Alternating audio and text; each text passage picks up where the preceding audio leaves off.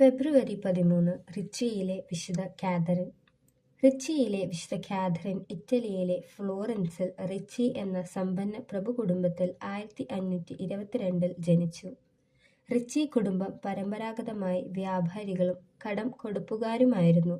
മാമോദീസ പേര് അലക്സാൻഡ്രീന എന്നായിരുന്നു. ശിശുപ്രായത്തിൽ തന്നെ അമ്മ മരിച്ചുപോയതിനാൽ അതീവ ഭക്തയായ അമ്മാമ്മയാണ് കുട്ടിയെ വളർത്തിയത്. അലക്സാൻഡ്രീന 14-ാമത്തെ വയസ്സിൽ തന്നെ അടുത്തുള്ള പട്ടണമായ പ്രാറ്റോയിലെ ഡൊമിനിക്കൻ സന്യാസിനി സഭയിൽ ചേർന്നു. മരിച്ചുപോയ തന്റെ അമ്മയുടെ പേരായ കാതറിൻ എന്ന പേര് സ്വീകരിച്ച് സന്യാസ ജീവിതം ആരംഭിച്ചു. ആദ്യത്തെ 2 വർഷം ഗുരുതരമായ രോഗങ്ങൾ ബാധിച്ച് കാതറിൻ വളരെ കഷ്ടപ്പെട്ടു.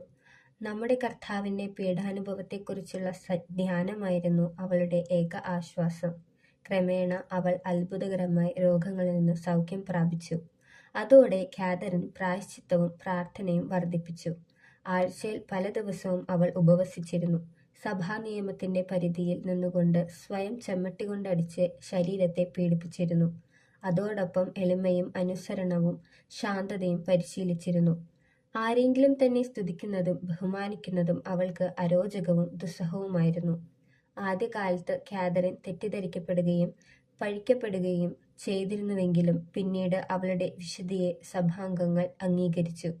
ചെറുപ്പത്തിൽ തന്നെ അവൾ സന്യാസ പരിശീലനത്തിന്റെ ഗുരുത്തിയായി നിയമിക്കപ്പെട്ടു.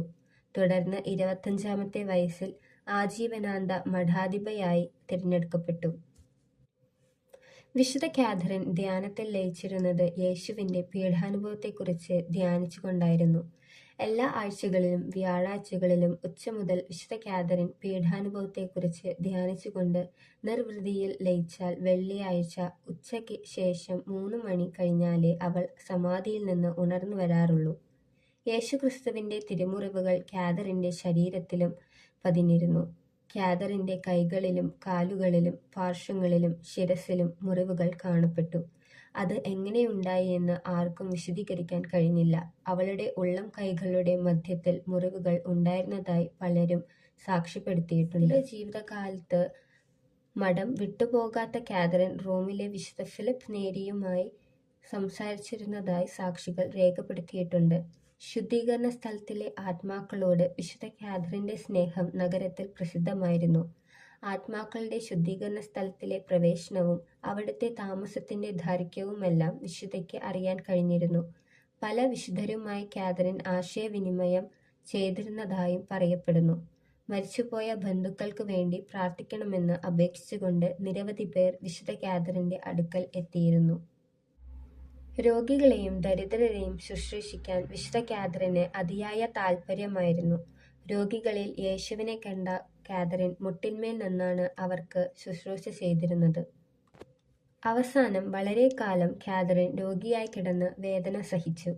1589 ഫെബ്രുവരി 2-ാം തീയതി കർത്താവിന്റെ കാഴ്ചവെപ്പ് തിരുനാൾ ദിവസം തന്റെ വേദനകൾക്ക് അവസാനം കുറിച്ചുകൊണ്ട് വേദനകളില്ലാത്ത ലോകത്തിലേക്ക് അവൾ യാത്രയായി. 1746 14-ാം ബെനഡിക്ട് മാർപ്പാപ്പ റിച്ചിയിലെ കാതറിനെ വിശുദ്ധ പദവിയിലേക്ക് ഉയർത്തി.